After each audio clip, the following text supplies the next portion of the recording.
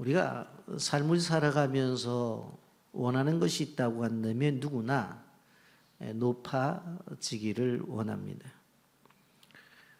그래서 세상의 사람들은 끊임없이 더 올라가자, 더 큰 자가 되자 하는 생각들을 가지고 매일매일을 살아가는 것을 보게 되어집니다. 그리고 이것을 성공이라고들 말을 합니다. 우리는 이러한 세상의 요구들 앞에서 우리는 어떻게 살아가야 될 것인가? 오늘 성경은 바로 그 말씀 앞에 오늘 이렇게 얘기합니다.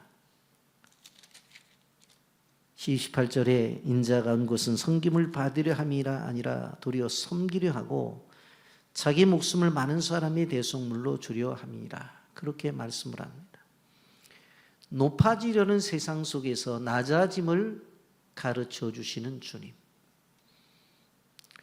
높아짐을 목표로 삼고 매일매일 살아가는 우리들에게 끊임없이 낮아짐을 요구하시는 주의 말씀을 우리는 보게 되어집니다. 여러분, 예수님의 낮아짐은 결국 마지막에 십자가의 사건을 이야기하는데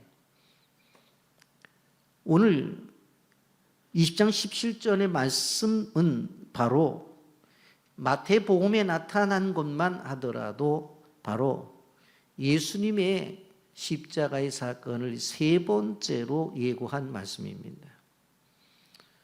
첫 번째 마태복음 16장 21절에 이때부터 예수 그리스도께서 자기가 예루살렘에 올라가 장로들과 대제사장들과 서기관들에게 많은 고난을 받고 죽임을 당하고 제3일에 살아나야 할 것을 제자들에게 비로소 나타내시고 그랬어요. 이때부터 그러니까 마태복음 16장부터 예수님께서 십자가의 죽으심을 말씀하기 시작했다고 하는 거예요.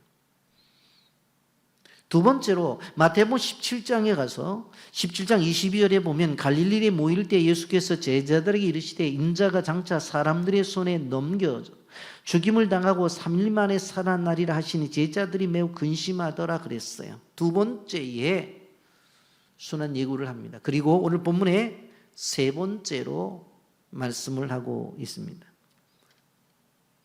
이 이야기는 끊임없이 십자가의 사건을 이야기하는 것은 제자들이 결국 그 십자가의 사건을 늘 생각하고 묵상하고 십자가의 삶을 따라가라고 하는 것입니다.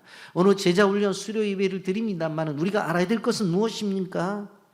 우리가 따라가야 될 것은 다름이 아니라 십자가를 지신 예수님을 따라가는 모습이 우리에게 있어야 된다고 하는 것입니다. 오늘 17절부터 19절까지 보면 예수께서 예루살렘에 올라가려 하실 때에 12 제자를 따로 데리고 길에 이르시되 보라 우리가 예루살렘에 올라가노니 인자가 대제사장들과 서기관들에게 넘겨짐에 그들이 죽이기로 결의하고 이방인들에게 넘겨주어 그를 조롱하며 채찍질하며 십자가에 못 박게 할 것이니 3일 만에 살아나리라. 예수님께서 지금 올라가시는 것이 왜 올라간다는 거예요? 십자가를 지기 위해서 죽기 위해서 올라가신다고 그랬어요.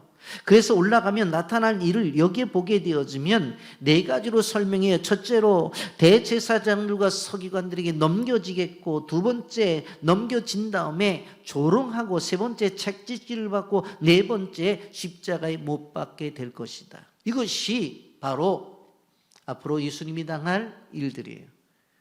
그리고 마지막 한 가지를 더 한다면은 제3일에 살아날 것을 말씀하고 있는 것을 볼 수가 있습니다. 여러분, 세상의 사람들은 앞으로 자신들이 어떤 일이 일어날 것을 알기를 원해요. 그 세상 사람들이 점도 보고 무당도 찾아가고 그러잖아요. 알기를 원해요. 그런데 그 아는 것들을 왜 알기를 원해요? 자신에게 다가오는 고난과 역경이 있으면 피하려고. 그래서 알기를 원하는 거예요. 그 소위 말해서 액땜을 한다고 그러잖아요. 어떻게 하면 자기에게 다가오는 고난을 피해가고 자기에게 다가오는 아픔을 피해갈 것인가. 그래서 미래를 알기를 원해요. 그런데 예수님은 자기 앞에 있을 일을 다 아셨다고, 점을 봐서 아신 것이 아니라고, 이미 하나님이시기 때문에 다 아셨다고. 근데 피하려고 하시지 않잖아요. 그 길을 가시려고 하잖아요.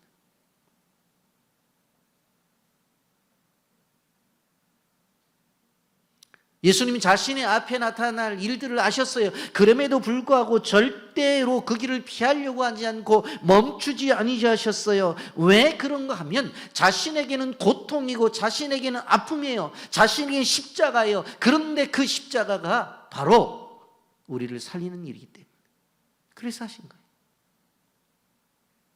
그래서 하신 거예요.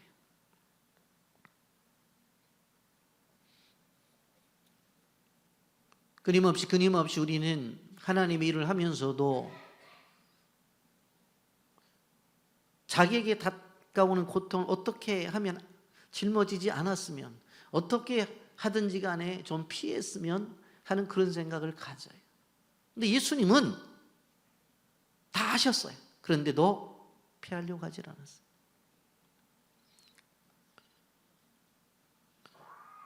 오늘 김재식 집사님이 간증을 했는데, 대표 간증이니까 이번 제자 훈련 받는 모든 분들의 마음이 동일하다고 그렇게 생각이 되어지는데, 제가 뒤에서 들으면서 앞으로 피체교회가 기대가 된다, 그런 생각이 들더라고요. 저 정도의 마음가짐이 되면 오해하지 마세요. 또 하나 교회 지어도 되겠다. 그 생각이 드는 거예요. 예? 저 정도 마음가짐면 또 하나의 교회 지어도 되겠다. 여러분, 오늘 본문을 통해서 우리가 볼 수 있는 것은, 예수님은 십자가에 대한 관심을 가지고 십자가를 지겠다고 이야기를 하는데, 그 앞에서 제자들의 태도를 봐야 돼요. 20절 말씀부터 보면, 이때 세베대의 아들 어머니가 그 아들 둘을 데리고 예수께 와서 절하며 무엇을 구하니, 예수께서 이르시되 무엇을 원하느냐 이르시되, 나의 이 두 아들을 주의 나라에 하나는 주의 우편에 하나는 주의 좌편에 앉게 명하소서. 지금 예수님은 십자가의 사건을 이야기해요. 죽겠다고 얘기를 한다고 그러는데, 세베대의 아들 어머니, 요한과 야고보의 어머니인데, 어머니가 아이 둘을 데리고 와서, 아니 앞으로 십자가를 지신다면서요. 그리고 주의 영광에 가신다면서, 그렇지, 그러면 우리 아들 하나는 우회정으로 하나는 좌회정에 좀 앉혀달라고 이렇게 이야기를 하는 거예요. 그런데 여기 보면 20절에, 그때 세베대의 아들의 어머니가 그 아들들을 데리고 예수께 와서 절하며 무엇을 구하니, 절하며 엎드리죠. 이것을 원어적으로 보면 예배예요. 예배의 목적 자체가 뭡니까? 아주 쉬운 표현으로 우리 애들 잘 되게 해달라고 하는 예배의 목적 자체가. 저는 이것을 부정하지는 않아요. 아이들 잘 되었죠. 근데 지금 예수님이 말씀하시는 말씀의 내용이 뭐예요? 나는 이제 십자가를 지기 위해서 가게 되어지는데, 조롱을 받고 채찍질을 받고 십자가에 못 박혀 죽을 것이라고 하는 그 앞에서 어떤 모습을 보여요? 우리 아들 하나는 우편에 하나는 좌편에 앉게 해달라고 그렇게 얘기를 하고 있는 것입니다. 십자가를 통해서 세상 속에 나타난 권력과 세상 속에서 나타난 영광을 얻고자 하는 그러한 모습이 있는 것을 볼 수가 있어요. 여러분, 우리가 기억해야 될 것은, 하나님의 나라는 어떤 청탁에 의해서 되어지는 것이 아니라고 하는 것을 알아야 돼요. 부탁을 해서 되는 것이 아니라고요. 그랬더니 예수님께서 22절에 대답하여 이르시되, 너희가 구하는 것을 알지 못하는도다. 내가 마시려는 잔을 너희가 마실 수 있느냐? 그렇다고 한다면 내가 마시는 잔을 너희가 마실 수 있어? 그랬더니 그들이 말하되 할 수 있나이다. 할 수 있나이다. 그때 이르시되, 너희가 과연 내 잔을 마시려니와 내 좌우편에 앉은 것은 내가 주는 것이 아니라 내 아버지께서 누구를 위하여 예비하셨든지 그들이 얻을 것이니라. 내가 주려고 하는 것이 아니라 아버지께서 주신대요. 그런데 너무나 놀라운 일이, 이렇게 엄마가 아들 둘을 데리고 와서 그렇게 요청을 했는데 나중에 어떤 일이 벌어지는 줄 아세요? 여러분, 사도행전 12장 3절에 보면, 두 아들 가운데 야고보가 사도행전의 최초의 순교자가 되어져요. 순교자가. 헤롯 아그리파 1세의 목배임을 당하는 순교를 당하게 되어지고, 요한은 반모섬의 유배를 당하게 되어져요. 실질적으로 어떻게 보면 자기 아들들이 주의 우편에 좌편에 앉아있기를 원했어요. 엄마 뜻은 무엇일까요? 세상적인 영광일 수 있어요. 그런데 하나님은 그 뜻을 받아들여서 영적 영광의 자리를 세워나가셨어요. 하나는 십자가에 죽게 하고, 하나는 반모섬의 유배를 보내고, 그렇게 행했던 것을 우리는 볼 수가 있습니다. 이런 모습을 보고 좀 가만히 있으면 좋은데, 열제자가 가만히 있겠어요? 아니, 엄마가 나타나서 치맛바람을 일으키면서 두 아들 데리고 하나는 우편에 좌편에 앉게 해달라고 그러니까 24절에 열제자가 듣고 두 형제의 분이 여기거늘 왜 그 자리가 네 자리냐? 내 자리는 아니야? 그렇게 생각을 하는 거예요. 여기서 분이 여겼다는 것은 두 명을 데리고 온 그 어머니처럼 똑같은 생각을 다 갖고 있다고 하는 것입니다. 그러면서 뭐라고 말해? 26절에 너희 중에 그렇지 아니하니 너희 중에 크고자 하는 자는 너희를 섬기는 자가 되고 너희 중에 누구든지 으뜸이 되고자 하는 자는 너희의 종이 되어라 하리라. 세상의 나라와 하나님의 나라는 다르다고 하는 것이에요. 세상을 위해서 군림하는 것이 높아지는 것이지만 실질적으로 하나님의 일은 가만히 낮아져서 거기서 섬기며 나가는 사람이 오히려 하나님 나라의 인정을 받는다라고 하는 것입니다. 그래서 28절에 유명한 말씀이 나오는 거예요. 인자가 온 것은 섬김을 받으려 함이 아니라 도리어 섬기려 하고 자기 목숨을 많은 사람의 대속물로 주려 함이라. 여러분, 우리가 알아야 될 것은 무엇인가 하면 바로 예수님의 리더십, 예수님의 지도력은 어디서 나오냐면 섬김에서부터 나온다고 하는 것을 알아야 돼요. 섬김의 리더십을 우리가 배워야 돼요. 우리 학교에서 리더십 공부를 하게 되는데 이게 일반 사회 학문에 있어서도 인문학에 있어도 리더십이 무지하게 중요합니다. 그런데 인문학을 공부하는 그 사회적인 이 공부를 하는 가운데 리더십의 논문을 보게 되어지면 항상 예수님의 리더십이 딱 챕터에 들어가 있어요. 그런데 그 리더십의 내용을 보면 섬김의 리더십이라고 들어가 있어요. 그러니까 이 사회 속에서도 예수님의 섬김의 리더십은 인정을 받고 그렇게 따라가야 된다고 하는 것을 그 누구도 다 이야기하고 있다고 하는 것입니다.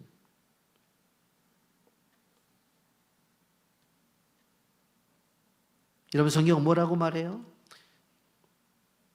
인자가 온 것은 섬김을 받으려 함이 아니라 도리어 섬기려 하고 자기 목숨 많은 사람들을 대속물로 주려 하려 합니다.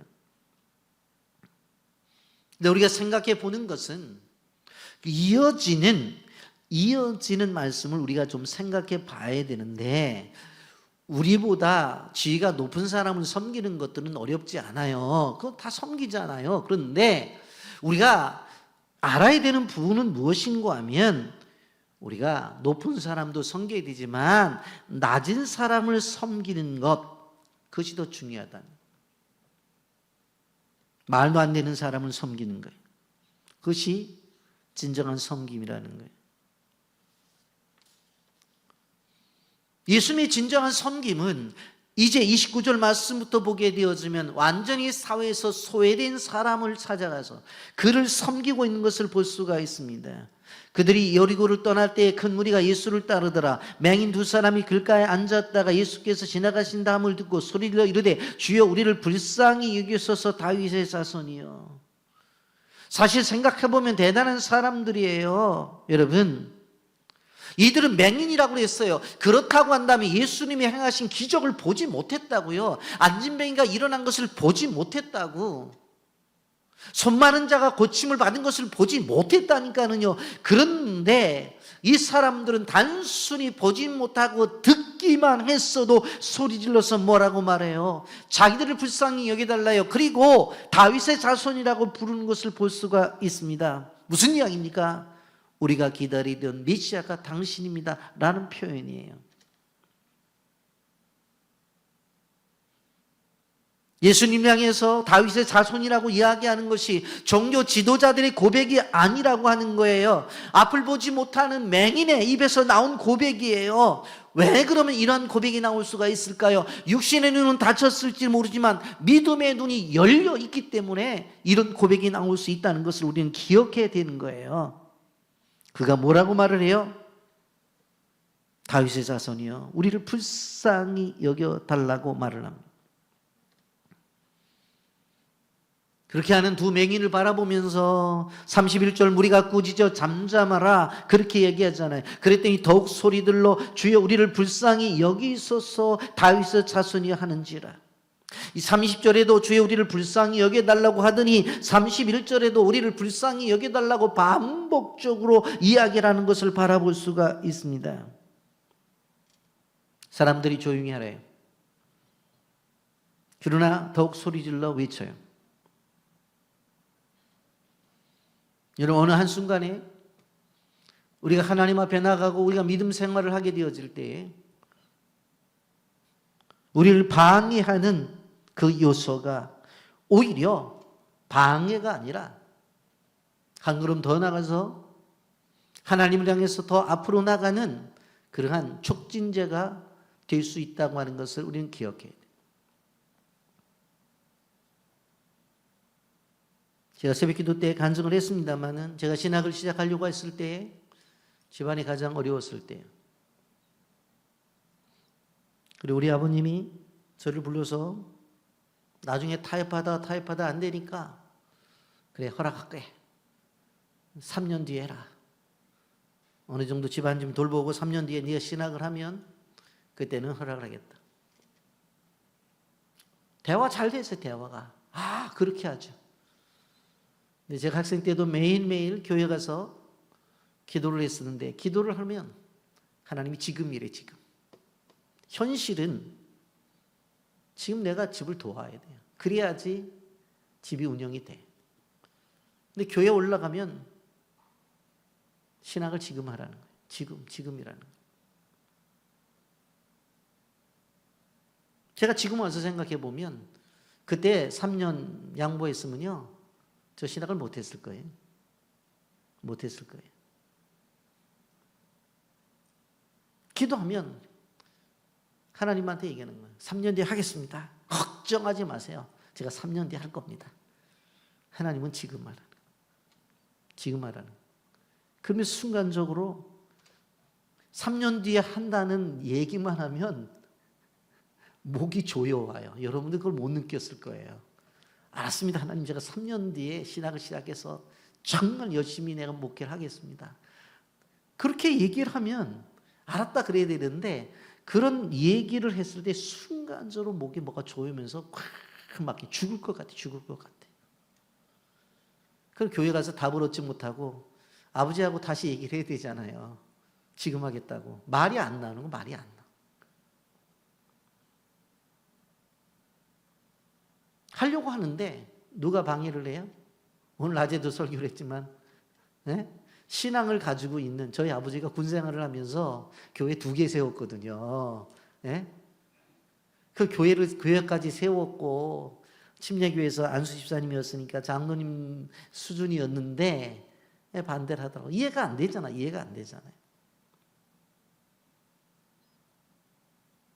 그러나 우리가 기억해야 될 것은 어떠한 방해 앞에서도 뛰쳐나가는 믿음이 있을 때 거기에 역사가 나타나는 거예요. 무리가 꾸짖어 잠잠하라 하되 더욱 소리질러 이르되 주여 우리를 불쌍히 여기소서 다윗의 자손이 하는지라. 뛰쳐나가잖아요. 제가 새벽 때 말씀드렸죠. 나중에 제가 목회자가 돼서 어느 정도 목회를 하니까 동네방네 다니면서 우리 아들 목사라고 내가 어렸을 때부터 얘를 위해서 기도하고 그래서 목사 됐다고 자기가 다 저는 알잖아요. 어떻게 했는지를. 제가 아무 말 안 했어요. 제가 쫓아다니면서 뒤에 쫓아다니면서 우리 아버지 그런 사람 아니라고 내가 그런 얘기 안 했다.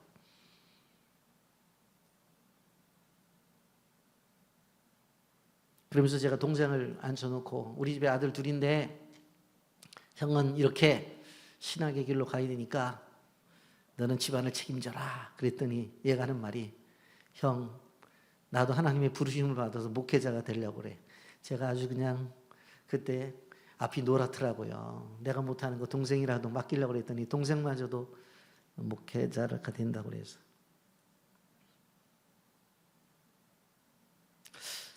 여러분 하나님이 우리에게 주시는 창조적인 믿음이라고 하는 것은 어떠한 상황이 되었을 때 포기하지 않는 거예요. 마르틴 루터가 이런 이야기를 했어요. 기도가 막히는 순간이라고 하는 그 순간을 가만히 생각해봐라. 그 순간이 기도가 깊어지는 순간이다. 막혀지는 순간이 아니라 그 자리에 더 기도하면 기도가 깊어진다는 거예요. 우리가 기도하다가 기도가 막히는 것 같으면 툴툴 하고 아유 오늘 기도가 안 되네 그러고 일어나지 말라는 거예요. 그 시간에 조금 더 앉아 있으면 어떻게 되어져요? 기도가 더 깊어진다는 거예요.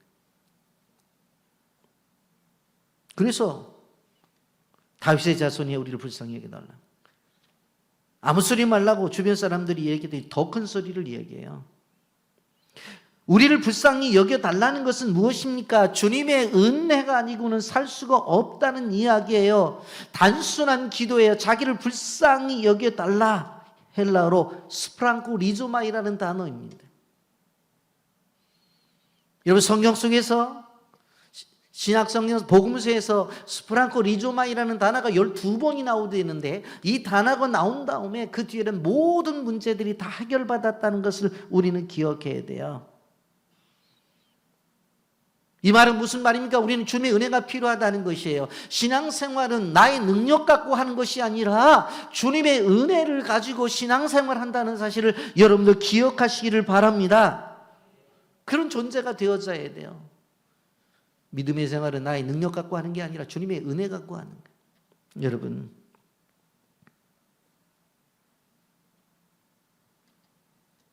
그렇기 때문에 사람이 막아도, 그렇기 때문에 환경이 막아도, 그렇기 때문에 상황이 막아도 우리가 하나님을 위해서 나가는 것들을 그 누구도 막을 수 없다는 것을 우리는 기억해야 돼요. 우리는 그렇게 이야기를 하잖아요. 하고 싶어도 남편이, 하고 싶어도 아내가, 부모가, 자식이, 사람이 막는다고 말해요. 요즘 환경과 형편을 보면 도무지 어떻게 할 수가 없다고 말을 해요. 상황을 보게 되어지면 도무지 어떻게 할 수가 없다고 얘기를 해요. 그런데 믿음은 그런 것이 아니에요. 그래서 물어보는 거예요. 예수님이 뭐 물으는 거예요? 그래서 물어보는 거예요. 너에게 무엇하여 주기를 원하느냐? 믿음의 부르짖음은 지나가는 예수님의 발걸음을 스탑할 수 있는 그러한 능력이 있다고 하는 것을 알아야 돼요. 30절 예수께서 불쌍히 여기사 스프랑코 리조마이 그들의 눈을 만지시니 곧 보게 되어 그들이 예수를 따르니라. 눈 감은 존재가 예수님을 만나자 눈 뜬 존재가 되었어요. 그랬더니 예수를 따랐대요. 은혜를 경험했어요. 그럼 주님을 따르게 되어져 있어요. 말씀을 정리합니다. 예수님은 섬김을 받기 위해서 온 것이 아니라 섬기러 오셨습니다. 세상의 나라는 끊임없이 섬김을 받을 존재로 세워져야 된다고 말을 해요. 그런데 여러분 예수님 보세요. 하나님 나라를 버리고 이 땅에 오셨다는 것 낮아짐이잖아요. 수많은 집안들 가운데서 가난한 집에 태어나지 않았잖아요. 낮아짐이잖아요. 태어날 때도 말구에 태어났어. 성전 들을 때 되면 제가 가끔 웃으면서 얘기하잖아요. 카드를 보면서 예수님을 안고 있는 말이야. 그뒤 동맹아 박사들이 그 앞에 말 한 마리가 있고 말 구에 있어요. 아 아름답다. 낭만적이다. 그런 자매들에게 제가 웃으면서 그래요. 앞으로 애 낳으면 말구 꺼내서 낳으시라고. 그게 낭만이 아니에요. 낭만이 아니라. 당시 사회 속에서 가장 낮아진 자세, 낮아진 장소를 찾아간 것이지 그게 무슨 낭만이에요. 말똥 냄새 나는 말구이권 안에서 애 낳고서 있는데 그게 무슨 낭만이냐.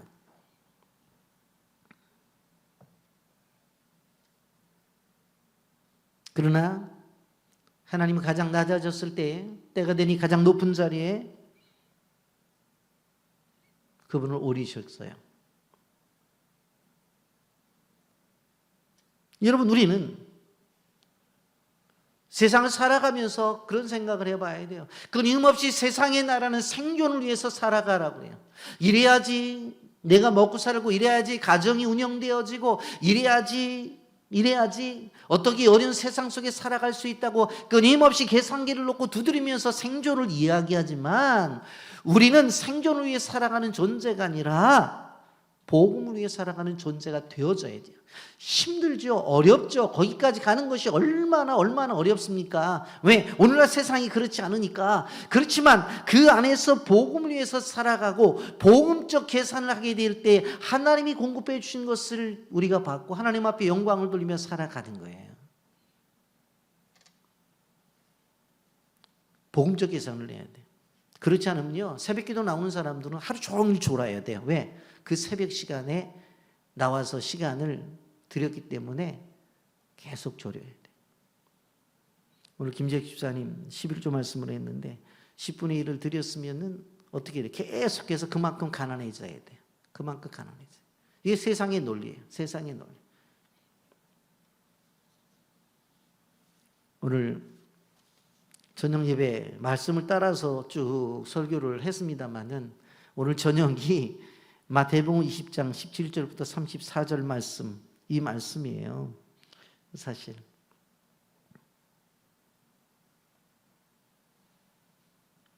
다음 주 저녁 말씀은 더 깊은 말씀이에요. 나귀를 드리는 말씀이라고. 근데 오늘 본문이 또 이렇게 제자훈련 수료 예배하고 딱 맞아서 우리 이제 하나님께서 선택해 주셔서 임직을 받게 되어지면 어떤 리더십? 섬김의 리더십을 가지고 섬겨서 하나님의 교회와 하나님의 나라를 더욱 세워가기를 예수님의 이름으로 축복합니다. 아멘.